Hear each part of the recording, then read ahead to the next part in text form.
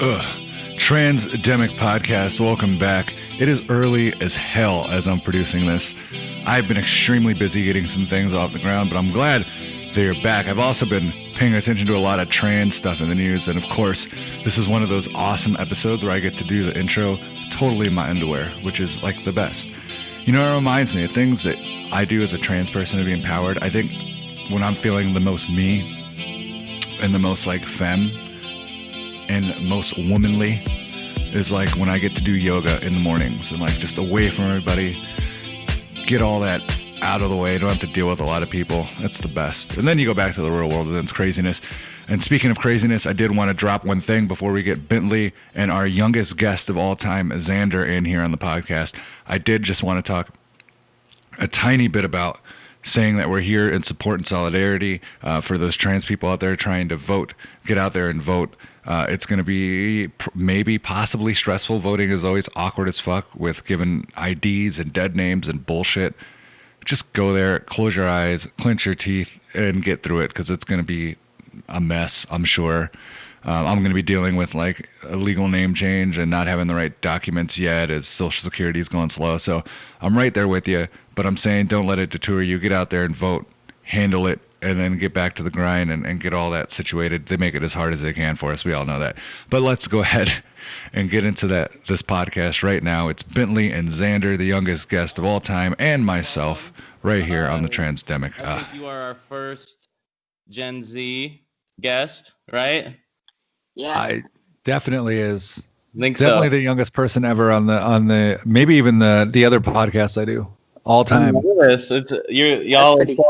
Y'all are so woke. I'm like excited, but yeah, thanks. If you want to just let like the audience know your pronouns and your story, and we can go from there. Like how old were you when you came out, and how did that go, and how was it at school, and just I'm so curious because it's so different than both of our stories. all right. Well, my name's Xander. I'm 18. I just turned 18 about a week ago. I came out when I was about 13 or 14. And it took me a lot to figure out what was going on with me because, it was kind of the most important factor was just kind of putting a name to that feeling because my whole life I had, grown up pretty much in the wrong body. It was just, you know what I'm talking about? When you grew up, you just couldn't describe how you felt. And it just took a little bit of education. I met a friend and she was in the LGBT community and she's like, I think you're trans. And I'm like, what are you talking about? I'm like, what do you mean trans? And she's like, I think you're transgender. I'm like, you're kidding. So, that kind of put me in a rabbit hole of, just trying to label myself and, see where I was most comfortable and adjusting to it. Cause I was in 8th grade and I started coming out to a couple of close friends and one of them was pretty conservative. And so he just started to completely avoid me. But just about everybody else just was pretty accepting. But it was really inconvenient for the most part though, because this is when it was Bruce Jenner became Kylie Jenner. So so it was terrible timing, absolutely terrible timing. So they were they're like, are you kidding me? Are you just doing this for attention or whatever? I'm like, no, I'm seriously just trying to figure things out. It just took them a little while, but they all saw it and got used to it too. So it was a pretty smooth transition, honestly.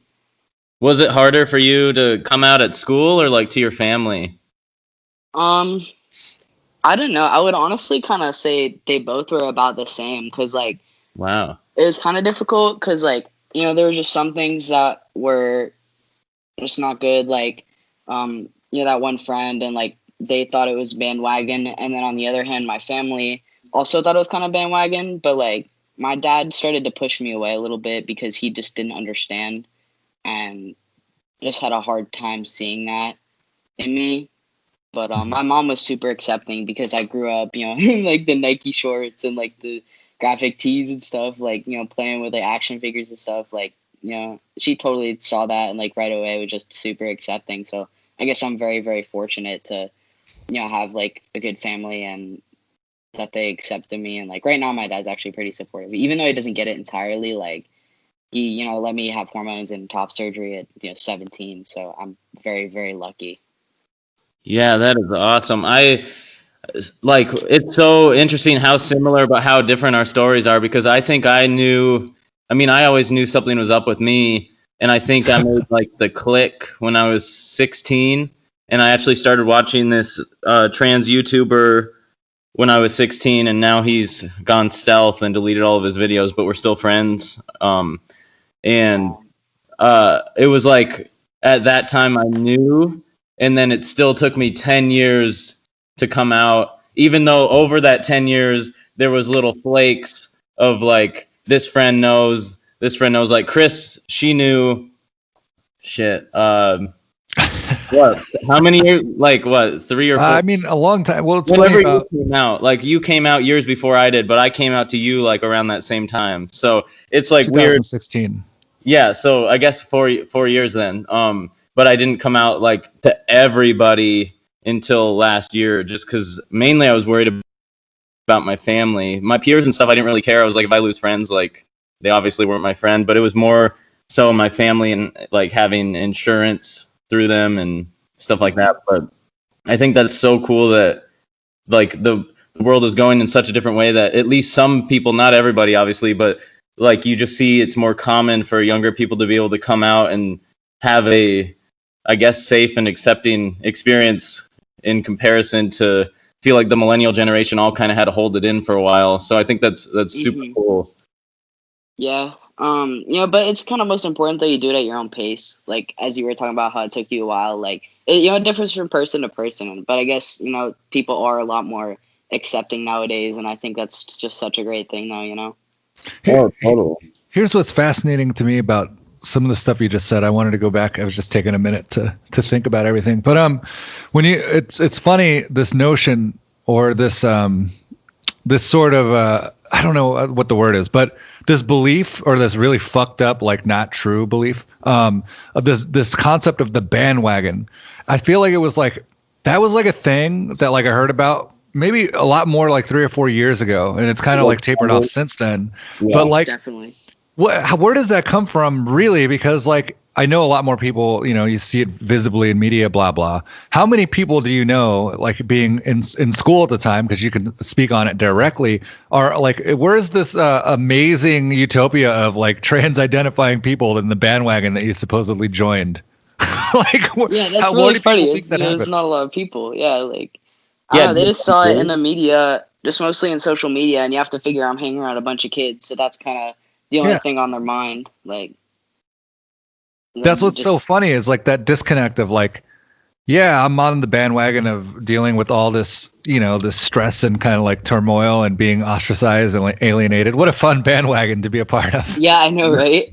They just thought it was for attention though, because there were actually, like, I hate to say it, but there were a couple of people that I was around that solely did it for like attention, because whatever it was, like their parents weren't giving them enough, and like, because later they came out and said like, hey, like that wasn't me, like I was just trying to figure things out and I wasn't doing too hot. And interesting. So there's a little bit of meat on that bone then. Because I've heard, from people that I've worked with that were like that work in schools or something, about like there being like some of that going on, and I find that like just kind of fascinating. But at the same time, I know that those people don't last. Yeah, but it takes time for everybody to figure themselves out, though. Like, yeah, I don't blame them at all. Like, a lot of kids go through that, and like, whatever it is, like, and they just seek something else to like, I don't know how to describe what I'm like thinking about, This stuff's hard to kind of describe, but yeah, just like being a kid in general. Yeah, we need to experiment, otherwise you're not gonna like. And I'm sure most of you can relate to, like, I only figured it out from experimenting myself, although I did it in private instead of like to my whole school, but like you do need to experiment in whatever way makes you comfortable to like figure out who you are. Like, can I ask you a question? Like, did it take you longer to like experiment kind of with a closer circle? Because like I feel like it's a much bigger step to do it like with a lot more friends or like in a social setting. Like, I'm not saying you weren't social, but like, in a school, like, because it's such a big change. Like, it just seems like so much more of a bigger change and like figure things out. You just feel a lot more pressure. Yeah. Well, it's weird. It's weird. I went to a really small school. It was like an art school. I graduated in a class of like 42 kids. So it was just a weird experience in general, seeing some of my other friends from middle school going to like a giant high school, and I went to like this weird artsy school. But it was a really strange experience because for the most part, I went through phases where I would dress like a dude, like I would dress like a dude from middle school, and then like probably I think fifth grade, I started dressing in like cargo pants and like Dickies and stuff like that. Mm-hmm. But then it was almost like the opposite for me, where I would get bullied for being trigger warning. Going to use a slur here. People would call me a dyke, so I kind of moved into dressing more feminine, even though I was uncomfortable just to not be called that anymore. And then I would go back and forth. And it was just so confusing because I would be like, no, I like dressing like this, but I'm getting bullied, so I'm going to dress how people want me to. And it was this whole thing. And then people kind of put a label on me that I was a lesbian without me ever saying that. I've always been pansexual, so I like never came out as a lesbian, but people kind of gave me that label for like dressing the way I did. So I didn't. Yeah, it was weird. So in high school, I pretty much only told like my internet friends. And then I told, it's so weird because it is like there's certain times where I did tell different people, but they kind of were like, oh, okay, well, until you start transitioning, I don't understand. Like a lot of cis people, I feel like they have a problem not understanding until you start taking hormones and get surgery, which is in my opinion, totally fucked up. Yeah, I'm like, no, I'm still trans regardless if I ever transition or not, like physically. Yeah, yeah, so I don't really know how to even answer that question because people threw different labels on me without me asking for them. And that sounds kind of hard. I don't know. That's pretty difficult, man. Like I couldn't imagine, just that's like more pressure than I could imagine. Like just like being pressured into a label. Like I didn't really have that. I mean, I was in my high school experience. I was kind of bullied, like, but it was by this like selective group of like idiot kids. Like you could tell they were just pretty ignorant and like. They were just picking on everybody and they just found amusement out of it because, they had that own hole in their lives that they had to fill. So otherwise, though, like, I don't know how I managed to pass until I was like a junior. Like, it's crazy. I feel like a lot of people just kind of knew that I was trans. Like, I still had a pretty high voice up until like I literally started hormones in March, like right when COVID happened. So no one ever got to see me start hormones or like top surgery or something. If I go back in January, it's gonna be like a total like glow up or something, Wow, yeah, that's got to be a shock for like the whole COVID thing, and then you come back as like who you feel like on the inside. So that's got to be really interesting to deal with. I wonder if you're going to be able to go back.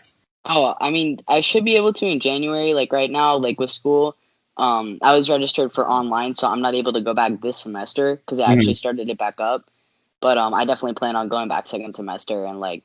I feel like people are just gonna overall be happy for me, like that's awesome. Even if if they know or not, because a lot of people were just super supportive in like high school, and my teachers were supportive, and like even my counselor, she like changed my freaking pronouns in the system, and like wow, she's super cool, and everyone just kind of saw me as my counselor said, just kind of dancing to the beat of my own drum or whatever it is, That is so cool. I guess another question I have, because we haven't really talked to anybody about this on here because no one else has really gone through this, but like, how is it getting hormones and surgery when you're a minor? And like, what are the tolls that can like take on your family and you, and like with certain laws, and just, I have no idea how any of that goes because I did all of it at 26. So it's not even that bad because like, well, I guess in my case, I'm pretty lucky. Like I totally could have started a lot sooner. Like I was referred to a hormone doctor when I was like 14,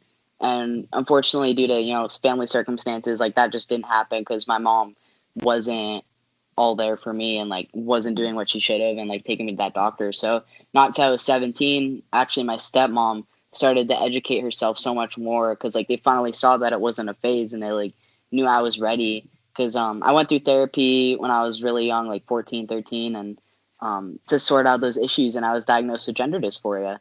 So I've had that for so long, and like, so by the time I was sent to Dr. Chulani, he's amazing. I love him so much. Bless his heart. He's at the Phoenix Children's Hospital. So it took me 6 months to on a waiting list to get an appointment, and I finally got in. And they're like, "Wow, like I'm so sorry you've had to like endure this for so long." Like they literally threw me through the hoops. Like I just didn't have to jump through them. They like threw me through the hoops. Like I went through therapy. It probably would take someone about, like a minor about a year to get a letter. It took me 2 months. Wow. And yeah, it only took me 2 months to get my hormones. So I started that in March. Had my appointment in January, my initial appointment, and then eventually I had to deal with top surgery. I'm like, well, shoot, like. Can't really forget about that. So I started bothering my family as soon as I started T. And I'm like, yo, okay, it's the next step. And my dad's like, well, you got to pay for this yourself, buddy. And I'm like, no. So I saved up $11K myself, working 2 jobs, during COVID. Wow. And it took me about a year, or maybe because it took all the money out of my savings. I had about $5,000 and just earned like $6,000 over the summer. So had that by October, and October 6th was my surgery date. And I was actually supposed to be 18 by the time I was having top surgery, and that's why my family was cool with it. Just because my dad is very strict about legal stuff because he and my mom are divorced. So he was pretty strict with that. And he's like, yo, you gotta be 18. And like I totally could have gone with Dr. Lay sooner, but I didn't have the money. So I just scheduled it, for the soonest I could was October 12th, 2 days after my 18th birthday. Mm-hmm. And so the time comes, right? And I get an email from Paxton from the Meltzer clinic, and she's like, hey, like, do you want to move up your date? And I actually went and I asked my family, and they're like, you know what, like, it's during the break. I had a week-long break for school, and they're like, yeah, I guess that's just our best option at this point. And so I went and I had top surgery. That is so cool. And that's so cool. We went to the same surgeon. Dude, I know. I'm so grateful, dude. Like, that's the only reason I know you. Like, I hit you up. I'm like, yo, like, tell me more about his doctor. And you're like, okay. You found me on YouTube originally, right? Yeah. I watched your video and like just a top surgery vlog, and I'm like, wait, like that paperwork, like I've seen it before. I'm like, there's no way he went to Dr. Lay, soon enough. I'm like, he's probably going to the Meltzer clinic or just like for Dr. Meltzer. And it's like, nope, it's Dr. Lay. So, yeah, that is so cool. I know, yeah, dude. I'm so grateful to have had the opportunity to meet you, and like you literally like held my hand the whole way, and like, yeah, that's why I'm on support you and stuff. Oh, thank you. Yeah, I honestly like. If I wasn't in a band, I wouldn't even be on social media. But now I really want to take advantage of like needing to be on it for my band. That I really just want to help people go through this shit because I don't know. It sucks doing it without the support you feel you need, and everybody's like at such a different level with even having like a trans friend or even like a gay friend or something to like hold their hand through it. So I really just want to be able to like let people know it's okay to be scared and it's okay to be anxious and all that, because I have like crippling anxiety and I don't want me too.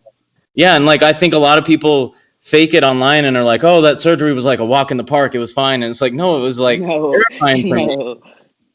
Like, it was pretty easy, considering it's not like a super crazy surgery, but still, it's like scary. Like, you can't, there's no way you're like not going to be scared. Like, it's surgery. Like, it's a big thing and it's a big change in your life. And, but it's, really important. And I'm super grateful to have had you and your support. Like, dude, like, you totally like walked me through that and helped me through so much, dude. I'm just so grateful. Like, thank you.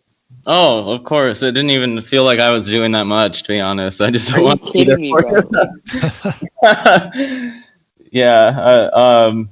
I guess I just knew what to expect and like what my worries were, so I just felt like sharing them with the internet. Yeah, man. It's just crazy how I met you and stuff. I'm just like blows my mind. It's some of the things that can like happen just through little interactions. Yeah, and there's so much more online now too. I remember when I was in high school looking, it was like really only information on like Tumblr, and there was maybe like Reddit. Yeah, Reddit and like 3 trans YouTubers that like I could find. Like there wasn't much out there really. I found anything like trans related on Tumblr, and that was like my main go-to back when I was like looking for information. But it's so cool how out there it is now and how many people are open with like sharing their stories to like try and help other people so that no one has to go through that shit again. Yeah, man, it's amazing. The community has totally grown so much. Like, I'm going to be completely honest with you. I don't like to, really associate myself with the community too much because like I'm just kind of trying to do my own thing, and like it's just been part of my life for so long. It's just kind of like who I am, and like Yeah. it feels like it's just kind of a hurdle in your life you kind of gotta get over, and then it's just kind of like over with, you know, like you have your surgery and you're finally like comfortable in your skin, and just kind of like part of you just walk around with. Yeah, and you plan on like being pretty stealth online, right? Yeah, I mean, maybe not online, like, you know, I'm talking to you right now and I'm pretty open about it, but in real life, like, I honestly just tell my closest friends, and, like, if I feel like I want to keep them in my life, like, I'll tell them, like, you know, be like, hey, like, I'm trans, and they're, like, super cool with it. Like, it's so great, you know? I'm super grateful for my friends. Like, they're all super cool, supportive, and, like, they even came and they visited me on my birthday, and I was, like, 4 days post-op, and we just hung out at my house and chilled. It was super nice, and it was awesome. Are those the same friends that you go to the skate park with? Uh, Kind of. Like, I didn't have my skate park friends come, but one of my friends skates and like comes to the park with me sometimes. So like, yes. Nice. Is it like I remember going to the skate park and being like almost bullied. I didn't really have that many friends to skate with, so I would just kind of go. And I remember just being bullied for looking like I guess a lesbian. I don't know. People would always be like, "Are you a boy or a girl?" And like this, it was like a constant like thing. So I'm assuming it's not like that anymore, huh? Is it? Um. Well, at the skate park, like I don't think anybody really knows. I literally told everybody I was having back surgery, and like dude, I even showed them the compression vest. I'm like, oh yeah, it just keeps like my fluids inside of me, and like so my body can absorb them and stuff. And like, oh cool. And like, that's awesome. Yeah, because I was yeah, it's crazy. Yeah, because I was wondering, because like the skate park is one of the scariest places, at least in my experience, because everybody's so tough, or they like to act tough, and it's like such a weird vibe. Even though I love skating and I miss it dearly, but I can't because of like drumming, and I need all my limbs to be. I feel like, you know, between the people there, maybe they talk about me amongst themselves, but like honestly, like they don't really care. They don't really give a hoot, you know. I just kind of like, I'm chill. I skate. That's all that kind of matters, right? Yeah, at the skate park, as long as you're like cool and you're not being like, you know, like an a-hole, and like just being like super obnoxious and like just hanging out, like that kind of thing. Just basic skate park rules. Yeah. So before surgery, did you break like the rules and skate in a binder? What do you mean? Oh yeah, yeah. I was wearing like 2 binders every day. I know it sucks because like I did so many things that they say like not to do in a binder, but like it's dude, I totally broke those rules, dude. My binding experience was like, dude, you would hate me. You would like, dude, you would think I'm crazy. Like, I totally broke the rules like bad. Like, dude, I was using Amazon binders and I wore 2 of them every single day. Oh God! So Amazon binder. 4 years. What is that? So I was lucky at the time when I was coming out and like started wearing binders and stuff. I had a really, really rich girlfriend, so she bought like all sugar mama. Yeah, no, exactly. She bought a ton of like nice binders for me and packers and like different underwear and stuff like that, and like so I had like the really nice binders, and I'm spoiled because I couldn't afford them myself. Which is why I was super happy that they were all in good condition to give away after my surgery. How much were they? They're like $40 each. Oh, bra price. Yeah, so that's cheaper than like a nice bra, I think. But yeah, just a little bit. I know, like I've been in Victoria's Secret with my ex, and that stuff is it's a good time. Pricey. Oh my God. But yeah, but they're $40 each, but still, it's like they get sweaty, and it's just it's gross. It's not fun. Like, I still don't like wearing my compression vest right now for post-op, but I only get it off in like a week. Still feels like I'm binding though. It literally is like been so close to giving me like dysphoria. I'm like, whoa, like yeah, like it's so weird. It almost gave me more dysphoria because it's so tight that it like shows, at least on me, it showed my curves even more, and like on top of my ribs feeling like they were gonna break. Like the compression binder after surgery was like longer. I normally had like the short binders, so like having the long one and just like every curve on your body is just shown, but like I was in such a weird position where I didn't feel like putting on a t-shirt all the time because I was like sore and grumpy, so it was like almost like that first month I had more dysphoria than I did before surgery, and then obviously now it's been better, but for me it was just like so curvy, it made me like physically sick. Yeah, dude, it was funny though. It was like, dude, I was just like super bloated, so I just looked really fat. That's good. That's good, I guess. Yeah, that's a rough first No month. curves, just like a single shape, Yeah. just like a Oh, I bloated need shape. Anesthesia will mess you up, bro. I need to run away from my cats. They are just meowing like crazy. I haven't heard them. You I heard them haven't? once. I Oh, they're haven't. like surrounding me right now, just meowing, even though they've been sleeping all day. So I'm gonna just lock myself in my room. Sorry. All good, man. But yeah, Kris, do you have any like questions? Because I know you. How old were you when you came out, Kris? I don't Came out to who? like To everybody, the to the world. world. I mean, like to the world. That was. I don't remember how old I was. I think it was like 20. I don't fucking know. Like 20, 27 or 8. So we were around the same age when we came out. But yeah, like, do you have any specific questions? Because I know it's just so foreign to both of us. I almost feel like I don't know what to even ask because it's so out of my like knowledge of like just thinking about like that meme where they're like where there's all the science stuff in the background and you're like thinking. That's how I feel now because it's like I have no idea how to relate. And anytime I see someone your age like coming out and going through all of this shit, it's just like so cool. I don't know. I don't even know what to ask because it's just like props, like mad props. I don't like I had to go through years and years of drinking and partying and like trying to drink away the transness. I tried so hard to just like be drunk and forget about it and like nothing works. Yeah, it didn't I sound still too even, bad. like, did that, you know? Like, I was out and I, would party and stuff and just, like, smoke and just forget about it, until I could, like, do something about it. Because it was hard, figure I was out for 4 years just waiting, like, just to have stuff happen. So, like, that was, 3-4 years of just dysphoria and struggling with, like, peers and just dealing with it pretty much. So it just kind of sucked, but I'm just very, very happy and fortunate now that I'm like in my own skin and like super happy and totally stoked to like live life. Yeah, no, for sure. And yeah, that's got to be frustrating to like there's a difference in like being in the closet is one thing, but I feel like it would almost be just as hard if not harder to be validated by like doctors and your family knows and stuff, but you can't do anything yet and you're almost like stuck in this weird limbo of being validated but not at the same time, I would imagine. Like, what do you mean, like being validated? Like how like you were diagnosed with like gender dysphoria and stuff, but you were at a point where you still couldn't do anything about it at that time, and how you were like almost like stuck in like a limbo for 4 years.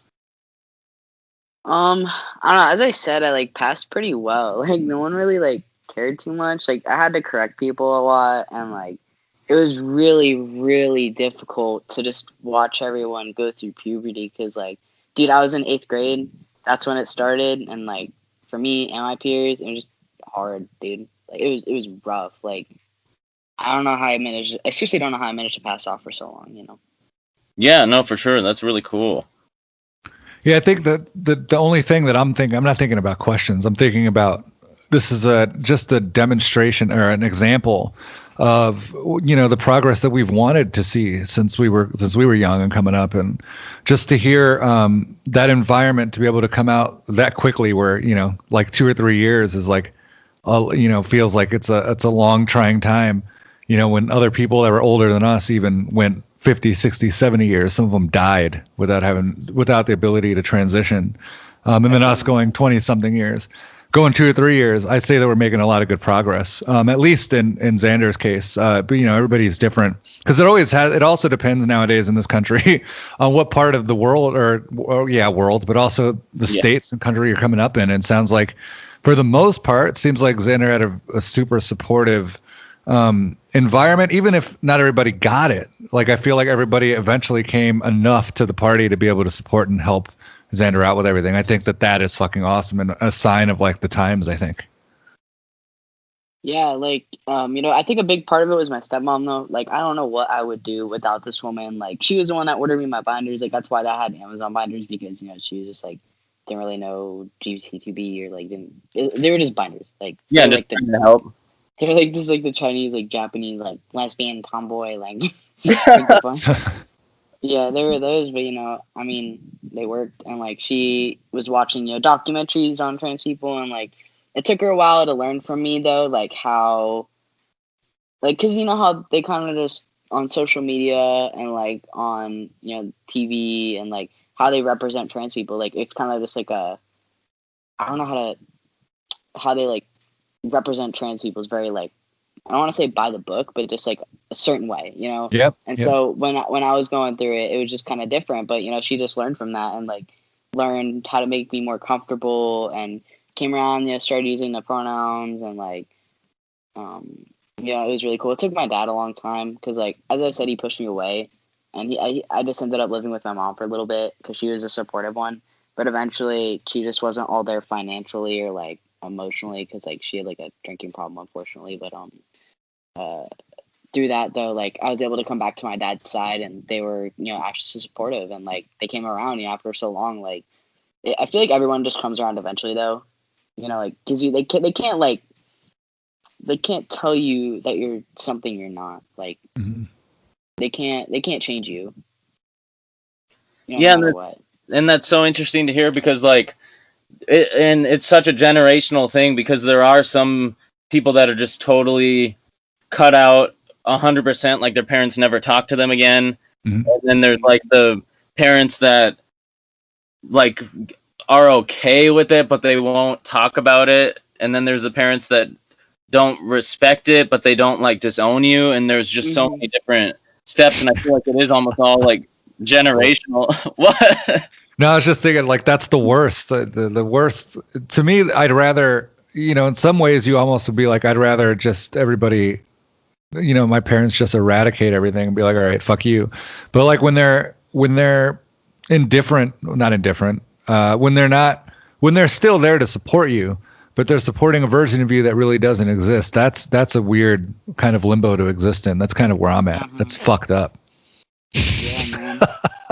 But so I mean that it's again demonstrating the fact that even with Xander's stepmother coming to the party like that, dad eventually coming around. It's always dads too that have the hardest. It always takes them the longest, I found. But just the fact that they looked into it and get educated. I'm still asking for that. What is it? 5 years later, haven't even done that. So it's interesting to see, like you said, how generational shit plays into all that. Yeah, and it's still pretty cool though. Like even though my dad may not completely understand, like I think he supports me and he just wants me to be happy, which is what parents should want. And I think that's just the most important part though. Like they just want me happy. They want me to be comfortable. They want me to live a good life. And I feel like that's just so crazy important. And I'm seriously like so lucky.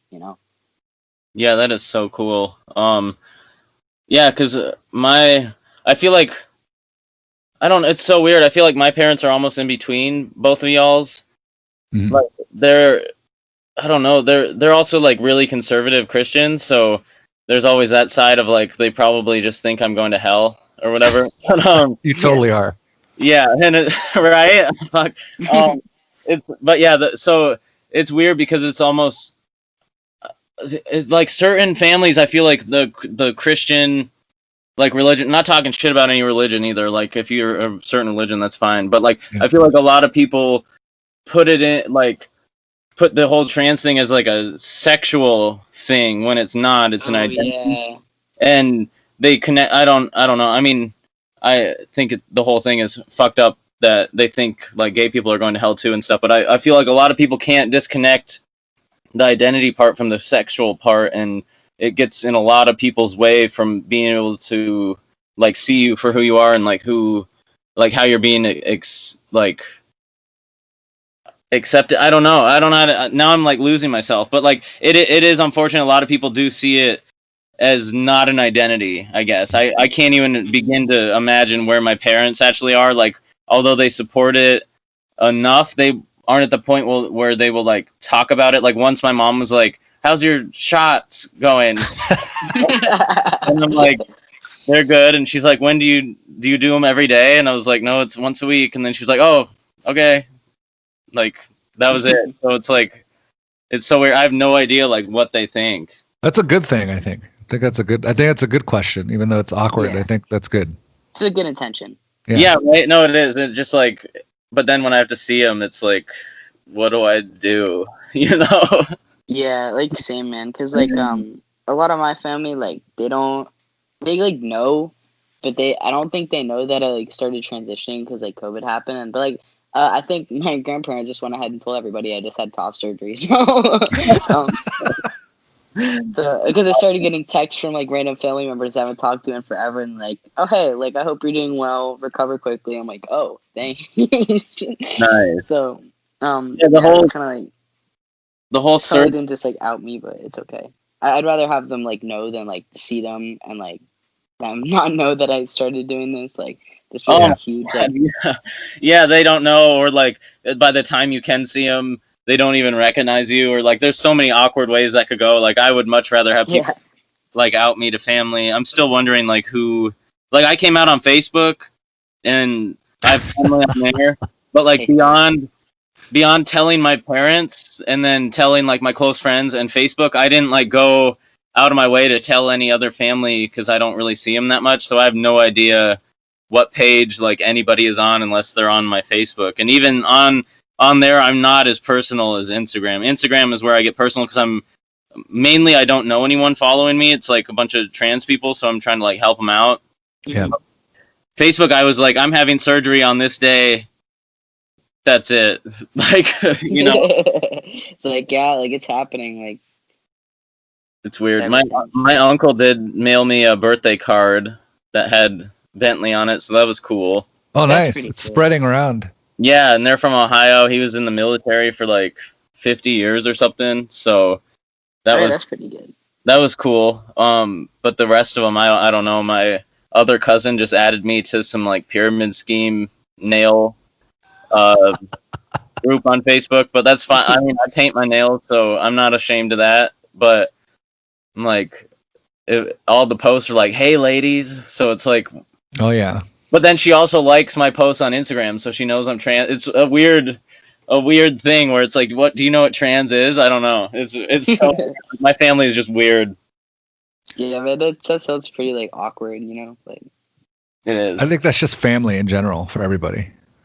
Yeah, I'm pretty much okay until I think about having to see any family members, like friends and stuff. I don't give a shit because if they don't like support it, then I don't care and like fuck them. But like family, it's like there's times where you have to see them, and it's like, oh fuck. Yeah, it's like I'm kind of nervous too, like because some of my cousins in New York are actually moving back here, and they've been gone for a couple of years. So by the time they come back and I see them, I'll be like, oh, hey, like what happened? Like, right. I just don't want to be like bombarded with questions or just like. But my family is just kind of the type to like they care too much about their image and just kind of like. Don't talk about it type thing, like just like whatever, you know. Because they're pretty like my family's pretty like Republican, like conservative, but like they're still like pretty chill. But yeah, that's weird. That's a common theme. Yeah, that's the weird one I live on. Yeah, I feel like I mean it's. That's one of the most we're all touching on one of the most awkward things that there is, I think, as a trans person is the transition and like I think you'd kind of alluded to this earlier. I think we kind of sidestep or missed it, dealing with like close people and family or people that knew you and then you transition, haven't seen them in a while. I feel like those are the more for us, or for me anyway, like the most awkward situations. I think they're like easy once you deal with it, but I think like the anxiety of the anticipation of the meeting and like the awkwardness of how and it can be a few times too, like I did like my big Facebook post and I know a ton of people saw it because I think it got like 800 or 900 likes, so like I know people like noticed that I came out, so I was like, oh, thank God this got so many like likes and stuff, so I know that people are like on the same page. But then there was still times where I would see someone and I know they like even commented on my like coming out status and then they would like dead name me and then I'd be like, hey, like they wouldn't even realize and I'm like, hey, I know I've known you for like 10 years, but like I'm like transitioning, please like don't do that. And there's been a couple people that have done it like multiple times and then they would text me like with my dead name, and I just started ignoring them, and then once they like figured it out, then like they text me again with like Bentley, and I'm like, okay, now like you got it. But there's a point where I'm like, I can't keep explaining this to you. I'm gonna like let you figure it out on your own. You know what I mean? Mm-hmm. Yeah, good luck. Yeah, right? No, I know, right? You can't like after like 3 times of being like, hey, remember, and my name being legally changed for almost a year. It's like, hey, like, knock it off. Yeah, Quit. Like, like that's not me. Like, like. and not only that, like, there's been a few people. I don't know if this has happened to either of you, probably, but I'll have people text me, and then like when someone like randomly sends you a screenshot, but it's like on your text thread, so you can see what your name is saved as. Like recently, people Yeah. screenshot, and it's my dead name, and it's like, where have you been? Like you just said my like real name in this conversation, and now you haven't like taken the time to like change the name like in your phone. Like how do you navigate that? You know what I mean? Yeah. Tell him.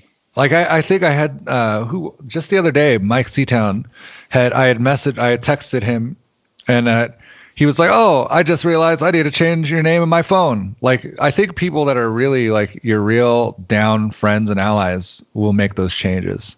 Yeah. You hope. My close friend did. Like I'm just very grateful. My birth name was just very androgynous. Like it swings either way. And just recently I kind of like changed it to Xander because I feel like it's just a lot more soothing to me, and more than just saying androgynous. Because like I actually passed off really androgynous in real life, which I kind of hate. Like sometimes people don't even like know what to like call me like in a sentence. They'll be like, "Oh yeah, they," or like like call me by my first name, and just like instead of like referencing me with like pronouns, it's like kind of weird. But I feel that. Yeah, I hate that, and so it's like, I don't know. It's weird. Like it's a weird transition, but like I'm still okay with my family calling me my dead name and stuff because like I don't really care. Like I plan on switching my middle name and my first name, and then having my first name be like my Xander. Hell yeah.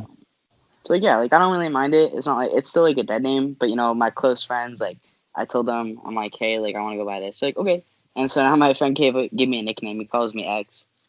Nice, that's cool. Yeah, I have some friends, like my close group of friends, all call me Bendy. That's why my Instagram. Bendy. Yeah, they all name me that, so I'm like that's totally chill. I get a nickname out of it too, right? I know it is.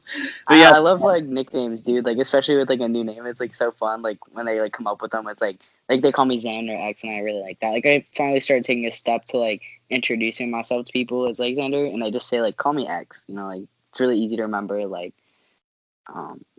yeah. Like when I ask and I tell them, I'm like, yo, or like if I like already know them, I'm like, yo, you can call me X by the way, because a lot of people do, and it's like, okay.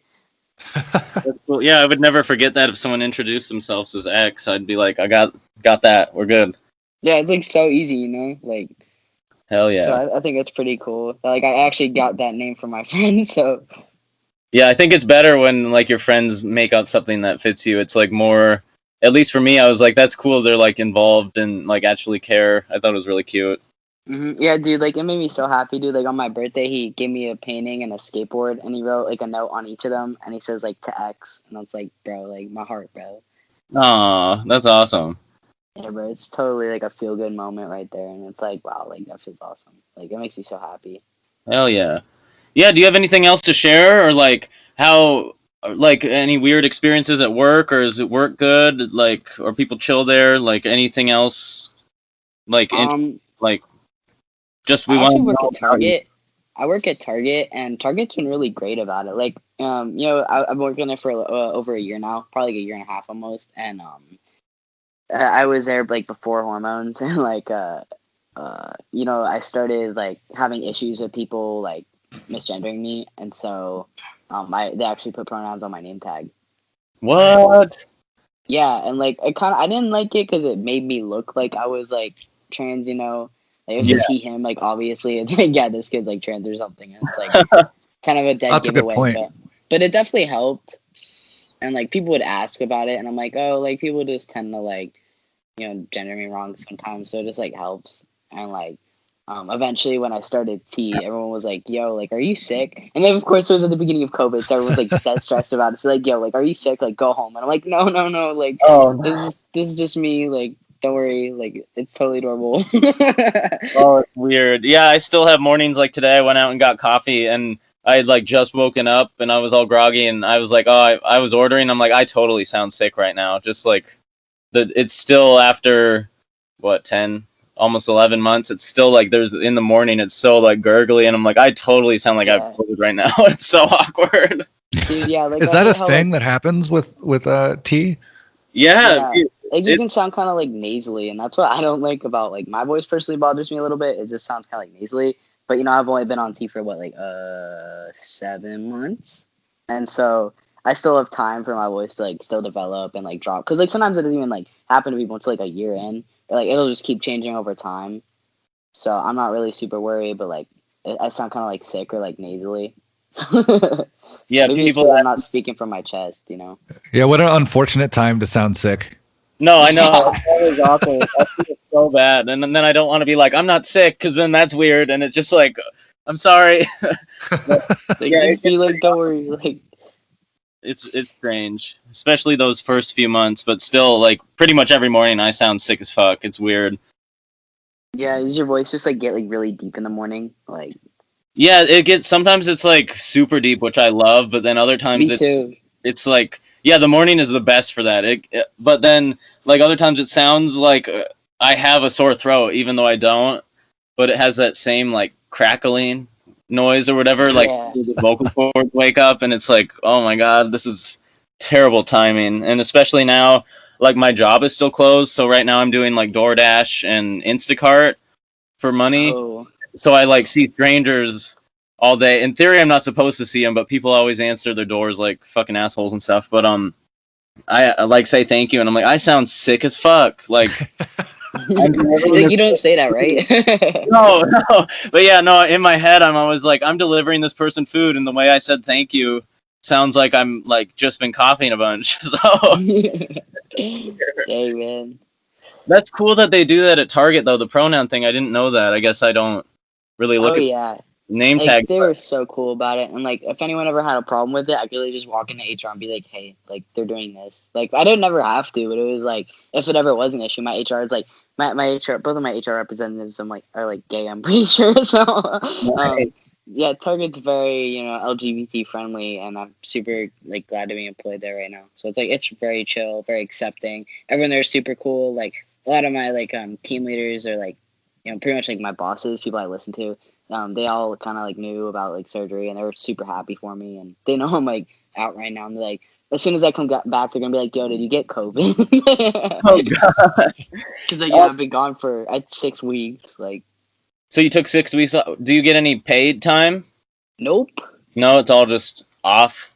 No, I was so mad because I had to like handle that because actually just got a letter. I have to go like send them a doctor's note or whatever. But it's kind of dumb. Like I barely qualified for it, and I went to go put in like a paid leave, and by the time I put it in, I didn't qualify for it anymore.